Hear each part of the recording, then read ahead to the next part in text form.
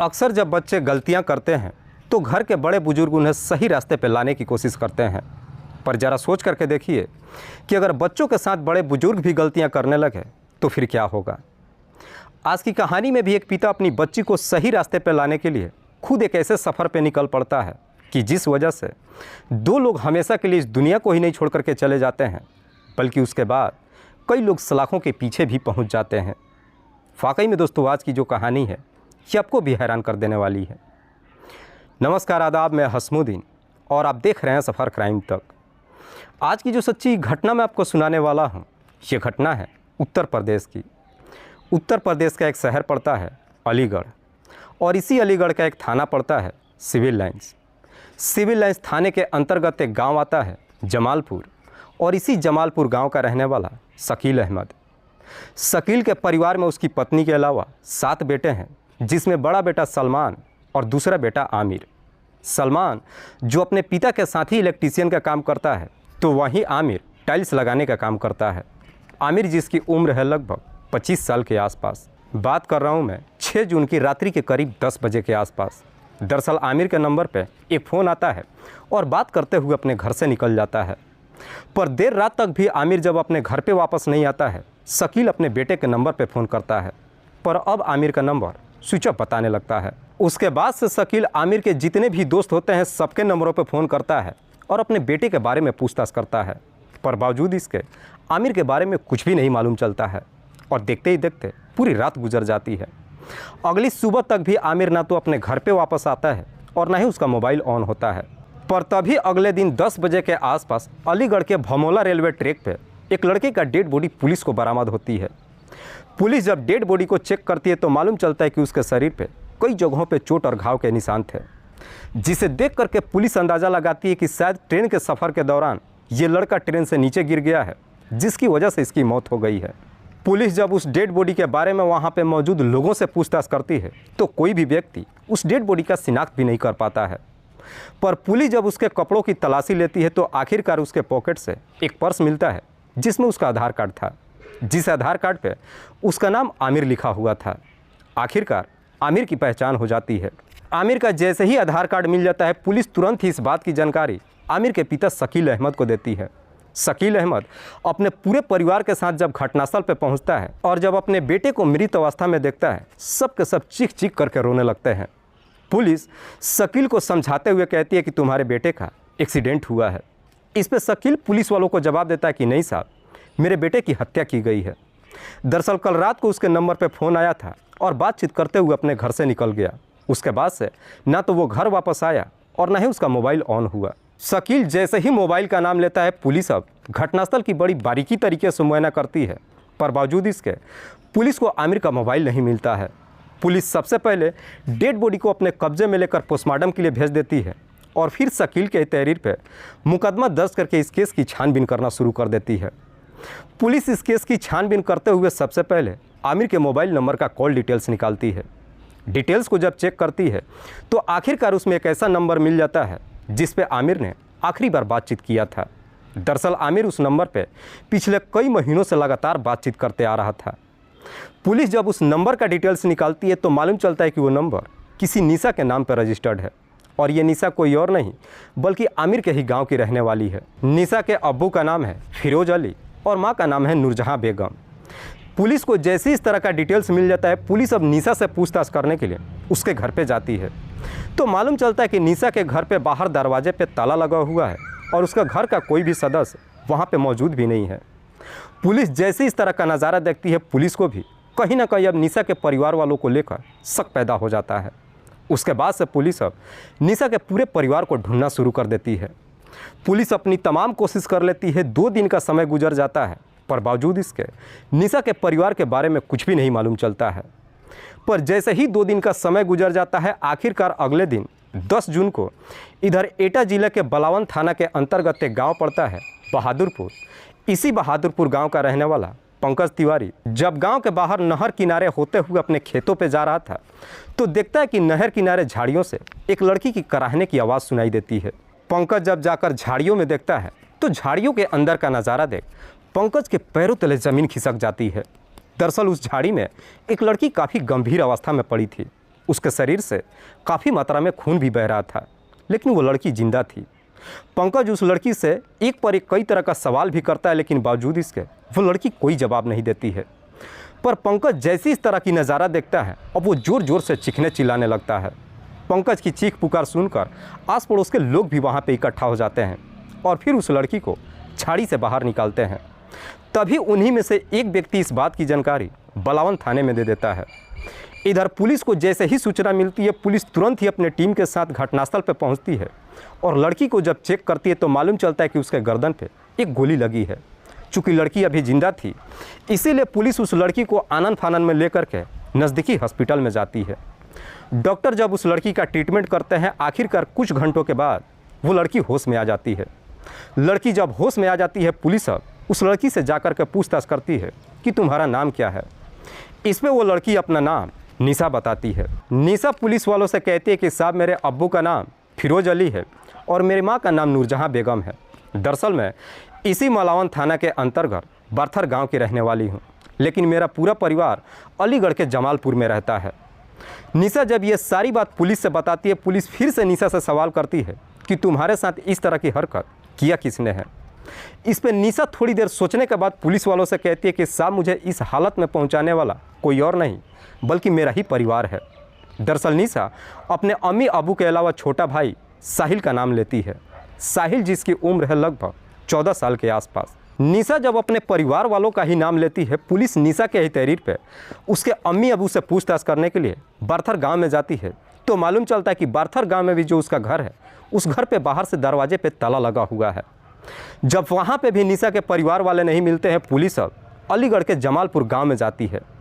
लेकिन पुलिस जब जमालपुर गांव में पहुंचती है, तब पुलिस को मालूम चलता है कि दरअसल यहां के भी सिविल लाइंस थाना की पुलिस फिरोज के पूरे परिवार को ढूंढ रही है। उसके बाद से दोनों थाने की पुलिस अब फिरोज के पूरे परिवार को ढूंढना शुरू कर देती है, साथ ही साथ अपने खबरियों को भी काम पर लगा देती है। पर जैसे ही 2 दिन का समय गुजरता है, आखिरकार 12 जून को एक खबरी इसी मलावन थाने में पहुँचता है और पुलिस वालों से कहता है कि साहब, फिरोज अपनी पत्नी के साथ आसपुर गाँव में मौजूद है। दरअसल दोनों वहां से कहीं भागने की फिराक में है। खबरी जैसे ही लोकेशन दे देता है, उसके बाद से पुलिस अपनी टीम के साथ आसपुर गांव में जाती है और वहां से फिरोज और उसकी पत्नी को अपने कस्टडी में लेकर थाने में पहुंच जाती है और फिर फिरोज से इस पूरे वारदात के बारे में पूछताछ करती है। फिरोज भी बिना किसी शक्ति दबाव के अपनी सारी सच्चाई कबूल कर लेता है। लेकिन फिरोज जब इस पूरे वारदात की कहानी बताता है तो वाकई में इसे सुनने के बाद खुद पुलिस भी कुछ देर तक फिरोज और उसकी पत्नी की तरफ देखते ही रह जाती है। फिरोज जो अपने पूरे परिवार के साथ अलीगढ़ के जमालपुर गांव में रहता है और राजमिस्त्री का काम करता है। दरअसल काम के दौरान ही एक दिन फिरोज की मुलाकात आमिर से होती है, क्योंकि आमिर भी टाइल्स लगाने का काम करता है। उसके बाद से आमिर और फिरोज दोनों एक साथ ही काम करने लगते हैं। इसीलिए आमिर सबसे पहले फिरोज के घर पे जाता है और फिर उसे अपने साथ लेकर अपनी ड्यूटी पे जाता है। पर एक दिन आमिर जब फिरोज के घर पे जाता है और पहली बार जब उसकी बेटी निशा को देखता है तो निशा की खूबसूरती देख पहली नज़र में उसे पसंद कर लेता है। उसके बाद से आमिर जब भी फिरोज के घर पे जाता है, कैसे भी मौका निकाल करके निशा की तरफ देख ही लगता है।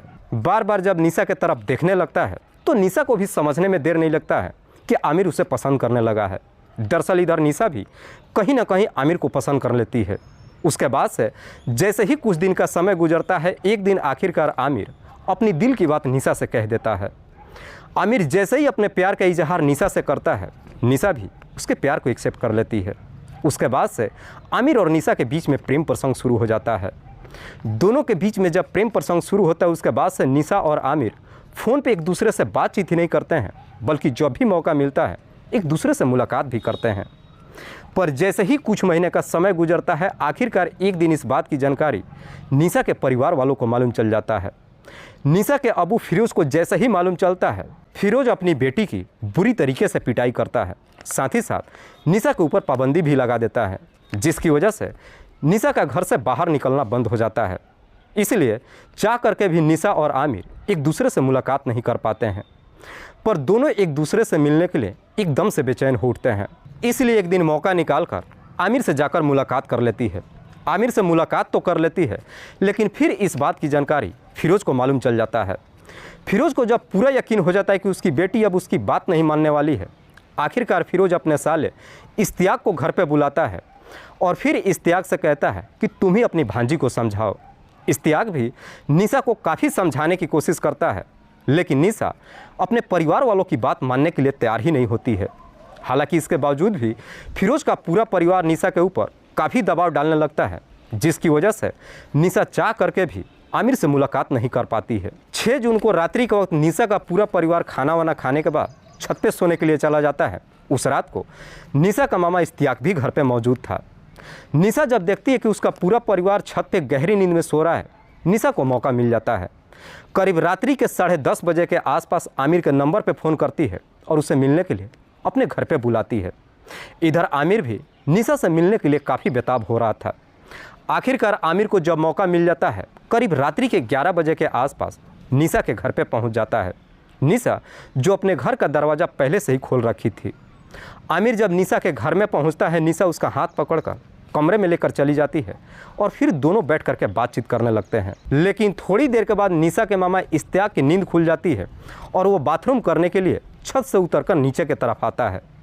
नीचे जब आता है, निशा और आमिर को बात करते हुए सुन लेता है। जैसे ही आवाज़ सुनाई देता है, इश्तियाक अपने जीजा और बहन को भी नीचे बुला लेता है। साथ ही साथ निशा का छोटा भाई साहिल भी नीचे उतर कर आ जाता है।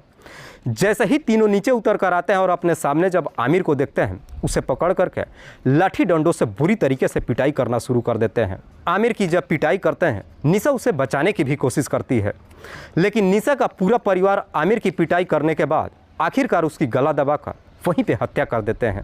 आमिर की जब मौत हो जाती है, उसी रात को फिरोज अपने साले इश्तियाक के साथ आमिर की डेड बॉडी लेकर के इसी अलीगढ़ के भमोला रेलवे ट्रैक पे जाता है और रेलवे लाइन पे ही आमिर की डेड बॉडी डाल करके वहाँ से अपने घर चले आते हैं। अपने घर पे जब पहुँचते हैं, उसी रात को ही सब के सब अपने घर से बाहर निकलते हैं, दरवाजे पे ताला लगा देते हैं और फिर फिरोज अपने पूरे परिवार के साथ एटावा जिला के बार्थर गाँव में पहुँच जाता है। दरअसल फिरोज को लगता है कि निशा जब वहाँ से हट जाएगी, कुछ दिनों के बाद आमिर को भूल जाएगी। लेकिन बार्थर जब अपने पैतृक घर पे पहुंचता है, निशा को काफ़ी समझाने की कोशिश करता है, लेकिन निशा अपना मुंह बंद करने के लिए तैयार ही नहीं होती है, जिसे लेकर के फिरोज के पूरे परिवार को डर सताने लगता है कि निशा की वजह से सब के सब पकड़े जाएंगे। 2 दिनों तक निशा को समझाने की कोशिश करते हैं। निशा जब अपने जिद से पीछे नहीं हटती है, आखिरकार फिरोज का पूरा परिवार निशा को भी इस दुनिया से हटाने का तय कर देता है और फिर निशा को इस दुनिया से हटाने से पहले उसके डेड बॉडी को ठिकाने लगाने के लिए एक जगह ढूंढते हैं। जैसे ही जगह मिल जाती है, आखिरकार 9 जून को रात्रि के वक्त फिरोज का पूरा परिवार 2 बाइक पर सवार होकर अपने घर से निकलते हैं और निशा से कहते हैं कि हम जमालपुर में चल रहे हैं। करीब रात्रि के 8:30 बजे के आसपास जब अपने घर से निकलते हैं, घर से लगभग 15 किलोमीटर दूर बहादुरपुर गाँव के नहर किनारे पहुँचते हैं। जब वहाँ पर सुनसान जगह देखते हैं, गाड़ी को वहीं पे खड़ी कर देते हैं। साथ ही साथ निशा को बाइक से उतारते हैं और उसके बाद से फिरोज और उसकी पत्नी निशा का हाथ पकड़ लेते हैं और इश्तियाक अपने पास से एक तमंचा निकालता है, निशा के गर्दन पे सटाकर ट्रिगर दबा देता है और उसके बाद से निशा को घायल अवस्था में ही झाड़ी में फेंक देते हैं। दरअसल फिरोज के पूरे परिवार को लगता है कि निशा की मौत हो चुकी है और उसके बाद से सब के सब वहाँ से फरार हो जाते हैं, लेकिन खुशकिस्मती से निशा की जान बच जाती है। फिरोज अपनी बेटी की हत्या एटा जिला में इसलिए करता है ताकि उसे पूरा यकीन होता है कि पुलिस उस तक कभी नहीं पहुंच पाएगी, लेकिन फिरोज लाख चालाकी करने के बावजूद पुलिस के हाथों चढ़ जाता है। वाकई में फिरोज जब ये पूरी कहानी पुलिस को बताता है, पुलिस फिरोज के तहरीर पे उसके साला इश्तियाक और बेटा साहिल, इन दोनों को भी अपने कस्टडी में लेकर आती है।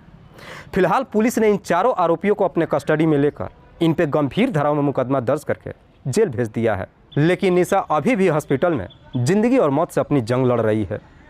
दोस्तों, इस पूरी घटना के बारे में आप क्या सोचते हैं? आप अपनी राय हमें कमेंट बॉक्स में ज़रूर दीजिएगा। जाते जाते मैं आपको बता दूं कि कुछ मेरे व्यूअर्स हैं जो रोज़ाना मेरा इस वीडियो को देखते ही नहीं हैं, बल्कि अपना कीमती समय निकाल कर मुझे अपना प्यार भी देते हैं, जिनमें से एक का नाम है खुर्शीद अहमद। खुर्शीद अहमद जो सुल्तानपुर उत्तर प्रदेश के रहने वाले हैं। दूसरे मेरे व्यूअर हैं मंटू कुमार। मंटू कुमार जो खगड़िया बिहार प्रदेश के रहने वाले हैं। तीसरे मेरे व्यूअर हैं संतोष राम। संतोष राम जो झारखंड प्रदेश के रहने वाले हैं। लास्ट मेरे व्यूअर हैं शमसुल अंसारी। शमसुल अंसारी जो जिला छपरा बिहार प्रदेश के रहने वाले हैं। मैं अब तमाम व्यूअर्स को तहे दिल से शुक्रिया अदा करता हूं। कल फिर मिलते हैं एक और नई सच्ची घटना के साथ। तब तक के लिए जय हिंद, जय भारत।